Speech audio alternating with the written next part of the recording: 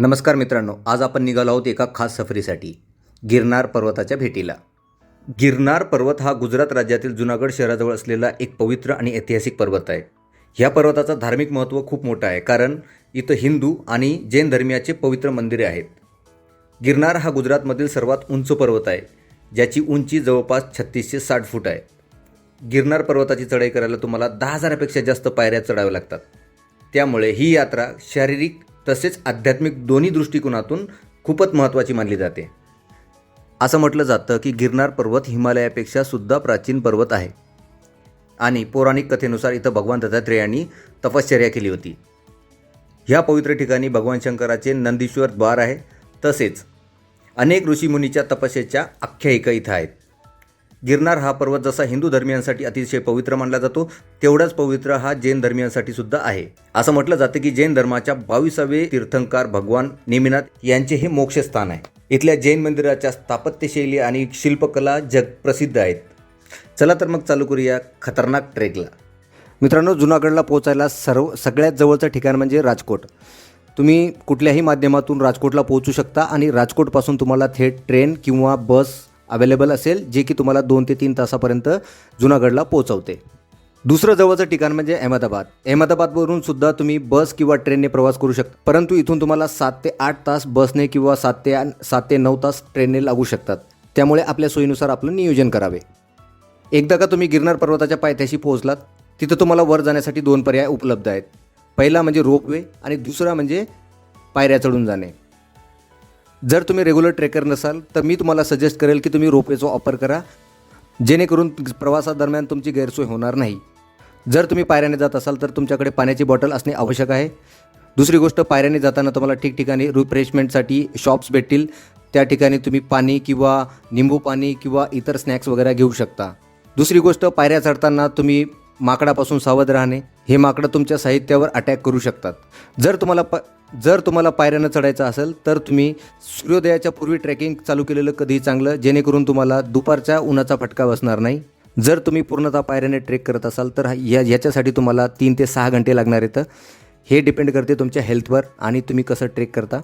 पायऱ्या चढताना तुमचा वेग कायम ठेवा. योग्य वेळेनंतर आराम करा आणि पाणी पित राहा, जेणेकरून तुमचा थकवा दूर होईल.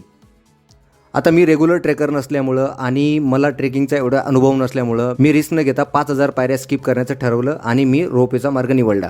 ह्या रोपवेची वेळ सकाळी 8 ते सायंकाळी 8पर्यंत चालते, पण निघण्याआधी वेळ तपासून घेणे. इथं आत गेल्याच्यानंतर सिक्युरिटी तुम्हाला प्रॉपर चेक करतो. तुमच्याकडे काही प्लास्टिक्स वगैरे आहेत का, गुटखा वगैरे काही आहे का, हे सगळं चेक झाल्याच्यानंतर तिकीट काढतो. पर हेड तुम्हाला इथं 630 रुपये तिकीट लागेल येण्याचं आणि जाण्याचं. जर समजा तुम्ही वन वे काढत असाल त्याचं हाफ तिकीट पडतं. आता ती एक्झॅक्ट अमाऊंट मला माहीत नाही, कारण की मी काढलं नव्हतं. मी 630 रुपयाचं अप अँड डाऊनचं तिकीट काढलं आणि मी जाण्यासाठी निघालो. तर मला ही परळी वैजनाथची गँग भेटली. आधी मला वाटलं की मी एकटाच ट्रॅक करणार आहे आणि इथं पूर्ण हिंदी बोलणारे असतील, पण मला ट्रेकच्या दरम्यान असं लक्षात आलं की 70 ते 75% पूर्ण इथं मराठी पब्लिक आहे आणि पूर्ण महाराष्ट्रातली, पुण्यातली, सांगली, कोल्हापूर आणि प्रॉपर पुण्यातली पब्लिक होती. त्यांच्यामुळे माझा ट्रेक अतिशय सुखकर गेला. 630 रुपये तिकीट केल्याच्यानंतर एंट्री झाल्याच्यानंतर आमची थोडी बहुत वेटिंग होते आणि वेटिंग झाल्याच्यानंतर आमचा नंबर येतो रोपवेमध्ये बसण्यासाठी. रोपवेच्या ह्या कॅबिनमध्ये बसल्याच्यानंतर इथले जे व्ह्यूज येतात, आजूबाजूचे जे व्ह्यूज येतं, खूपच सुंदर दिसत होते आणि मनाला खूप आकर्षित करणारे होते. रोपवेमध्ये बसून वर जाताना असं वाटत होतं की डायरेक्ट आपण जमिनीवरून डायरेक्ट ढगात जातोय, ढगात काय स्वर्गात जातोय असं वाटत होतं. आणि असा अनुभव घेत आम्ही आणि 5,000 पायऱ्या स्किप करत आम्ही डायरेक्ट पोहोचतो अंबाजी मंदिराजवळ. आता जसं तुम्ही रोपवेमधून बाहेर निघाल त्यावेळेस तुम्हाला बाहेरचा नजारा जो आहे तो काही अशा प्रकारे भेटेल.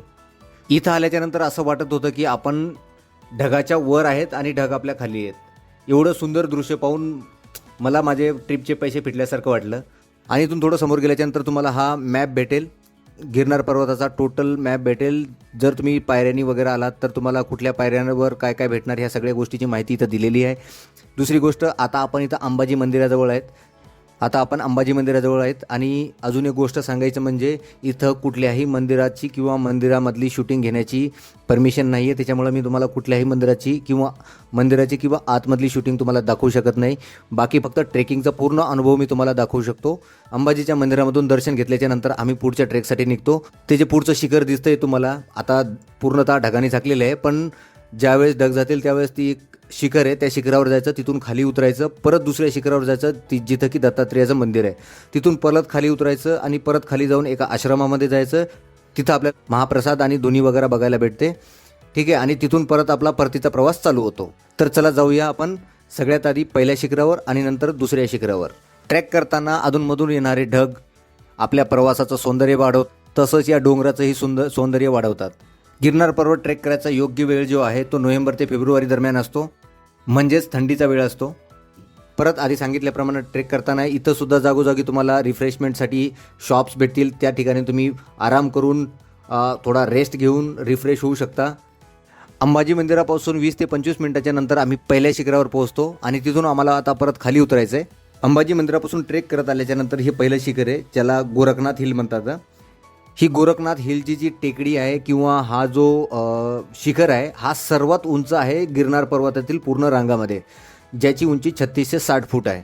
आणि इथून आता परत आपल्याला खाली जायचं. गोरखनाथ शिखरापासून तुम्ही खाली उतरत असताना जवळपास 40 ते 45 मिनिटाच्या अंतरावर तुम्हाला ही कमान दिसेल. ह्याच्यामध्ये 2 मार्ग दिलेले आहेत. तर तुम्हाला जी तुमच्या उजव्या बाजूची जी कमान आहे ती खाली आश्रमामध्ये जाते जिथं महाप्रसाद भेटतो. जी तुमच्या डाव्या बाजूची कमान आहे त्या कमानीमधून आपल्याला वर जायचं आहे गुरु दत्तात्रेयाच्या दर्शनाला. और हमको जाना है इस चोटी पे. अब ऑलमोस्ट पहुंचने वाले हैं. थोड़ा ही ट्रैक बचा हुआ है और चढ़ाव के कारण थोड़े हाँफने लगे थे, इसीलिए थोड़ा सांस फूल रही थी तो थोड़ा रेस्ट कर रहे हैं. बस हाफ एन आवर में हम ये जर्नी कंप्लीट करेंगे चढ़ने की, फिर वहाँ से फिर रिटर्न वाली जर्नी चालू हो जाएगी. ठीक आहे, इथून तुम्हाला परत जवळपास 35 ते 40 मिनटं लागणार, कारण हा पूर्ण स्ट्रेट आणि चढाचा रस्ता आहे. त्याच्यामुळे तुम्हाला 40 ते 50 मिनटं तुम्हाला शिखरावर पोचायला लागतील आणि तिथून तुम्हाला दर्शन घेऊन तुम्हाला परत खाली यायचं आहे. आता जवळपास 30 ते 35 मिनटं ट्रेक केल्याच्या नंतर आम्ही आता पोहोचतोय दत्तात्रेय हिलवर आणि इथं भगवान दत्तात्रेयाच्या पादुका ठेवलेल्या आहेत, ज्याचं आपल्याला दर्शन घ्यायचं आहे. जसं मी आधी सांगितलं, आतमध्ये मोबाईल घेऊन जाण्यास बंदी आहे. आता माझं गुरु दत्तात्रेयांचं दर्शन पूर्ण झालं आहे आणि आमची जी परळी वैजनाची गँग आहे ती पण गँग आलेली आहे. त्यांना विचारू आपण त्यांना कसं वाटतंय ते. कुठले तुम्ही? परळी वैजनाथ ना. ठीक आहे. इथं कशाला आले होते? दर्शनासाठी. ठीक आहे. कसं वाटतंय? नंबर 1 छान. पैसे भेटले की नाही? हा, पैसे भेटले. एकदम फ्रेश वातावरण. ठीक आहे. कंटिन्युअस ट्रेक करून अतिशय थकलो होतो, त्याच्यामुळं 5 मिनटं विश्रांती घेतली आणि निसर्गाच्या सौंदर्याची मजा पण घेतली. आता इथून माझा परतीचा प्रवास चालू होतो आणि जवळपास 15 ते 20 मिनटामध्ये मी परत त्या गेटजवळ येतो जिथून आपल्याला महाप्रसाद खाण्यासाठी खाली जावं लागतं. इथं आल्याच्या नंतर तुम्हाला प्यायला शुद्ध पाणी मिळेल आणि इथून आत तुम्हाला धुनी वगैरे बघायला भेटते, बट तिथली रेकॉर्डिंग घेण्यासाठी मनाई होती, त्याच्यामुळे मी कॅमेरा बंद केला. धुनीचं दर्शन झाल्याच्या नंतर परत आतमध्येच महाप्रसाद असतो. आम्ही गेलो त्यावेळेस आम्हाला कढी आणि ढोकळा खायला भेटला, अतिशय सुंदर होता. परतीचा प्रवास चालू केल्याच्या नंतर थोड्या वेळानंतर परत तुम्ही तिथंच येऊन पोहोचता, तिथंच म्हणजे अंबाजीच्या मंदिराजवळ. ॲक्च्युली माझ्याकडे रोपीने जायचं तिकीट आहे वापसचं, बट मी स्टेप्सनी जाणार आहे, कारण की मी डायरेक्ट आलो होतो आणि माझ्याकडे टाईम आहे. त्याच्यामुळं मी या स्टेप्समध्ये काय काय आहे ते सगळं कवर करून घेणार, त्याच्यामुळं मी पायऱ्यानीच जाणार. खाली उतरताना पायऱ्याने जाताना सगळ्यात आधी तुम्हाला हे जैन मंदिर दिसतील. ते 1 ते 4च्या दरम्यान बंद असतात, त्याच्यामुळं मला त्या मंदिरात जाण्याची संधी भेटली नाही. तुम्हाला जर जैन मंदिरात जायचं असेल तर 1 ते 4 हा जो टाईम आहे तो स्किप करून जाणे, जेणेकरून तुम्हाला तिथले दर्शन घेता येईल. तिथून अजून थोडं खाली गेल्याच्या नंतर तुम्हाला वेगवेगळे व्ह्यू पॉईंट्स बघायला भेटतील, जे की खूपच सुंदर असतात. परत खाली उतरताना मला हे कानडे महाराज भेटले, मग त्यांनी मला खाली उतरताना मार्गदर्शन करायला चालू केलं. हे या व्हिडिओमध्ये जे तुम्हाला पूर्ण जे गाव दिसतंय तिथपर्यंत आपल्याला चालत जायचं आहे आणि हा पूर्ण स्लोपचा रस्ता आहे, म्हणजे असे खाली उतरतानाचा रस्ता आहे. परत खाली उतरताना कानडे महाराजांनी सांगितलं की हे जे भगवान शंकराचं जे मंदिर आहे किंवा हे जे भगवान शंकर यांची जी मूर्ती आहे हे सिगरेट पितात, त्यामुळं आम्ही दुकानावर जाऊन एक सिगरेट आणलं आणि भगवान शंकराला पाजून प्रार्थना केली. जसे जसे तुम्ही खाली जाल तसे तुम्हाला वेगवेगळे मंदिरं तुम्हाला बघायला भेटतील. त्या मंदिराचं दर्शन घेत तुम्ही खाली येऊ शकता. चला तर मित्रांनो, आजचा हा ब्लॉग किंवा आजचा ट्रॅक आज आपण इथंच संपवता आणि परत भेटूया नवीन एखाद्या ब्लॉगसोबत. आजचा ब्लॉग तुम्हाला कसा वाटला किंवा आजचा ट्रॅक तुम्हाला कसा वाटला हे मला कमेंट करून तुमची प्रतिक्रिया कळवा. तुम्हाला जर व्हिडिओ आवडला असेल तर लाईक करा. नवीन असाल तर माझ्या चॅनलला सबस्क्राईब करा.